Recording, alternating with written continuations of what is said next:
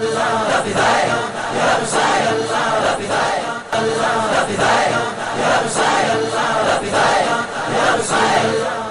تعالیٰ ارشاد فرماتا ہے لقد جاءکم رسول من انفسکم عزیز الی آخرہ، تحقیق کے بے شک تمہارے پاس ایک عظمت والے رسول آئے تمہاری ہی طرف سے جن پر تمہارا مشقت میں پڑنا گرا ہے، الی آخر الآیہ۔ یہاں بھی اللہ نے اپنے محبوب کی تشریف آوری کا ذکر فرمایا، اور بھی بہت سارے مقامات پر جیسا کہ میں نے ابتدا میں آیت پڑھی لقد من اللہ علی المؤمنین اذ بعث فیہم رسولا من انفسہم، تحقیق کہ بے شک اللہ نے ایمان والوں پر احسان عظیم فرمایا کہ ان کی طرف انہی میں سے ایک عظمت والا رسول بھیجا۔ تو اللہ نے جگہ جگہ بھیجنے کے بعد بھیجنے کا ذکر کیا، تشریف لانے کے بعد آنے کا ذکر کیا۔ یہ بھی کہتے ہیں کہ جب نبی آ گئے تو آنے کے بعد آنے کا ذکر کیوں؟ میں کہتا ہوں تمہارا یہ اعتراض قرآن پر پڑ رہا ہے، اس لیے کہ قرآن مجید میں بھی نبی کی تشریف آوری کے بعد، آپ کے اعلان نبوت کے بعد اللہ نے قرآن کی آیتیں اتاری، اور آیتیں اتار کر کہا نبی آ گئے، نبی تشریف لائے، نبی کو بھیجا گیا۔ معلوم یہ ہوا کہ آنے کے بعد آنے کا ذکر کرنا یہ قرآن کے مطابق ہے، سنت الہی ہے۔ اور اسے کوئی بدعت کہے تو وہ قرآن کو معاذ اللہ بدعت سمجھتا ہے، یا وہ اللہ پر اعتراض کر رہا ہے۔ ہرگز نبی کے آنے کے بعد ان کے آنے کا ذکر کرنا یہ بدعت نہیں بلکہ قرآن کی تعلیم کے مطابق ہے۔ حضور علیہ السلام نے کہا کہ میری پیدائش ہوئی تو یہ معاملات ہوئے اور ایسا ہوا، تو حضور علیہ السلام نے اپنا میلاد بیان کیا، صحابہ نے بعد والوں تک یہ بات پہنچائی، یہ بھی میلاد۔ ہر نبی نے اپنی امت میں نبی آخر الزمان صلی اللہ علیہ وسلم کا ذکر کیا کہ ایک آخری زمانے میں آنے والے آئیں گے جو ہم سب کے سردار ہوں گے، اور جب تم ان کا زمانہ پاؤ گے تم پر لازم ہے کہ ان پر ایمان لاؤ۔ چنانچہ قرآن مجید میں حضرت عیسیٰ علیہ السلام کا میلاد موجود ہے، یعنی حضرت عیسیٰ علیہ السلام نے جن الفاظ میں نبی آخر الزمان کا میلاد منایا اس کا ذکر پروردگار عالم نے فرمایا۔ حضرت عیسیٰ علیہ السلام نے اپنی قوم میں کھڑے ہو کر ارشاد فرمایا مبشرا برسول یأتی من بعد اسمہ احمد، کہ میں بشارت ہوں اس رسول اور اس نبی کی جو میرے بعد آئیں گے اور جن کا نام احمد ہوگا۔ یہی میلاد ہے۔ میلاد کس چیز کا نام ہے؟ اگر تمہیں اس لفظ سے چڑ ہے ٹھیک ہے، تم میلاد کا لفظ نہ کہو، کچھ اور کہو، ذکر کی محفل کہہ لو یا کوئی اور اچھا نام دے دو، لیکن یہ کام تو پرانا ہے، کام تو پروردگار عالم سے ثابت، کام تو انبیاء سے ثابت، کام تو خود حضور علیہ السلام سے ثابت، یہ وہ کام ہے جو صحابہ سے ثابت ہے، یہ وہ کام ہے جو ہر ولی نے کیا ہے۔ میلاد کا منانا یہ وہ ذکر ہے جو ہر امام نے منایا، ہر ولی نے منایا، اور ہر عالم ربانی نے اپنے شاگردوں کے درمیان منایا۔ اور میلاد کے سلسلے میں جب ہم نعت پڑھتے ہیں، حضور علیہ السلام کو نور کہتے ہیں، تو کچھ لوگوں کو بڑی تکلیف ہوتی ہے۔ میں نے بتایا کہ قرآن میں خود پروردگار عالم نے نور کہا ہے، کچھ لوگوں کو تکلیف ہوتی ہے، تو میں عرض کرتا ہوں کہ نعت پڑھنے کے دوران نعت میں نبی صلی اللہ علیہ وسلم کو نور کہنا یہ صحابہ کی سنت ہے، اور اس پر خوش ہو کر انعام دینا یہ مصطفیٰ جان رحمت صلی اللہ علیہ وسلم کی سنت ہے۔ میں صرف ایک مثال پیش کروں گا، 40 منٹ ہو گئے میری تقریر کو۔ حضور علیہ السلام نے حضرت کعب ابن زہیر رضی اللہ تعالیٰ عنہ کے تعلق سے قتل کا فرمان جاری کیا۔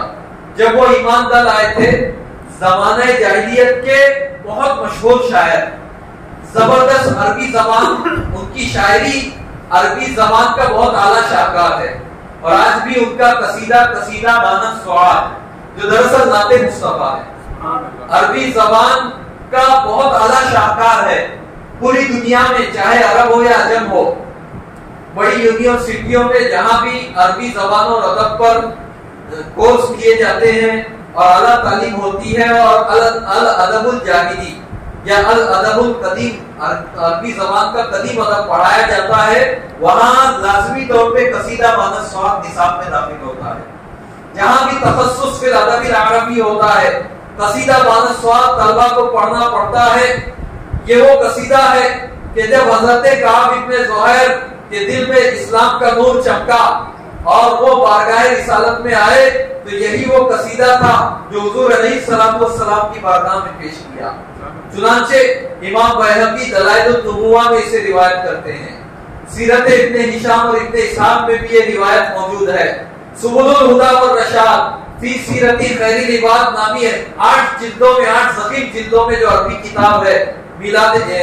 سیرت نبی پر، اس میں بھی یہ روایت موجود ہے۔ اسی طریقے سے ابن کثیر نے سیرت النبویہ میں بھی اسے تفصیل سے مختلف محدثین کے حوالے سے نقل کیا ہے۔ بڑے بڑے محدثین اور سیرت نگاروں نے مستند حوالوں اور سندوں کے ساتھ اس روایت کو نقل کیا ہے اور قصیدہ بان السواد کو روایت کیا ہے کہ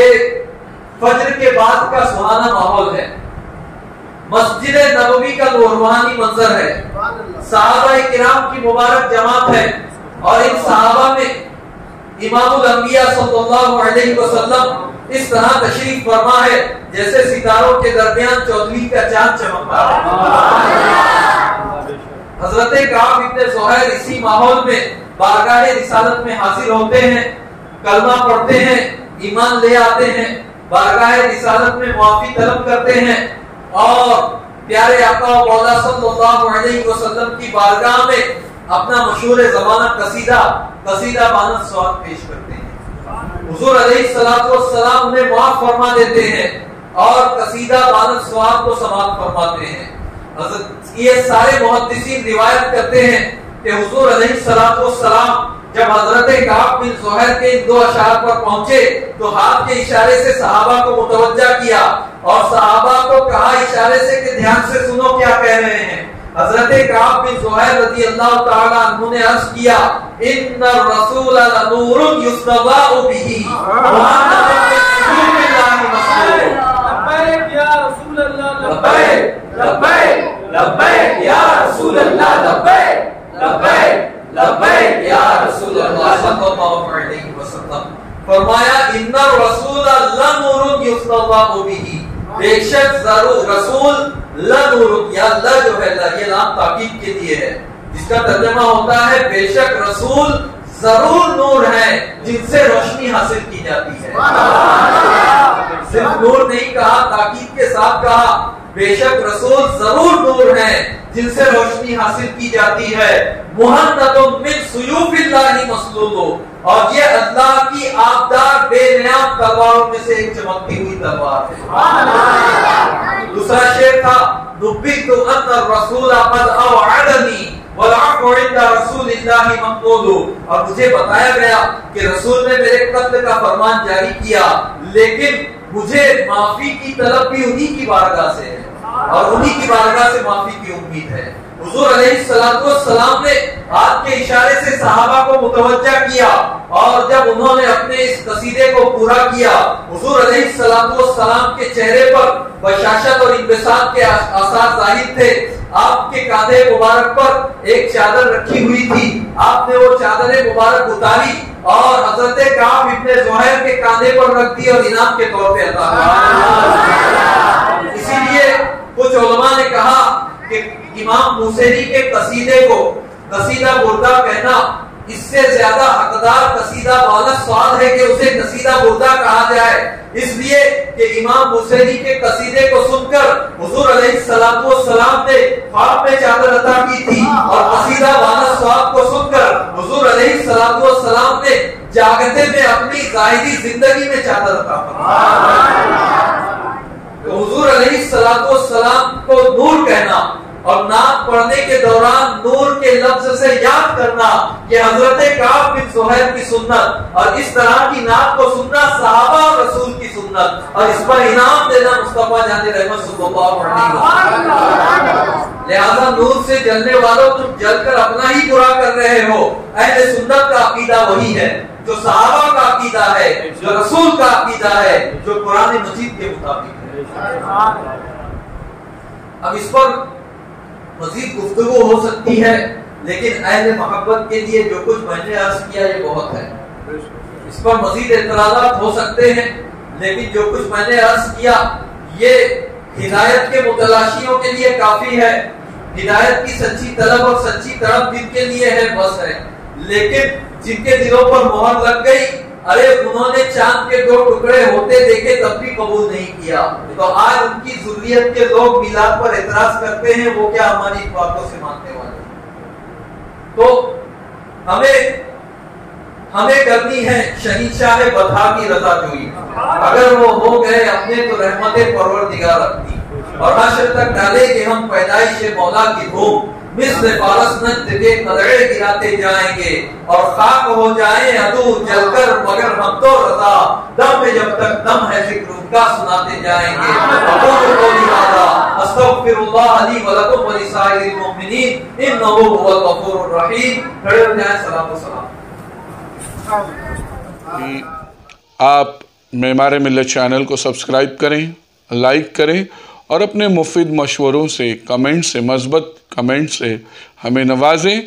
آپ سے گزارش ہے کہ اس چینل کو زیادہ سے زیادہ سبسکرائب کریں تاکہ ہم ہمارے پیغام کو دنیا کے کونے کونے تک پہنچا سکیں۔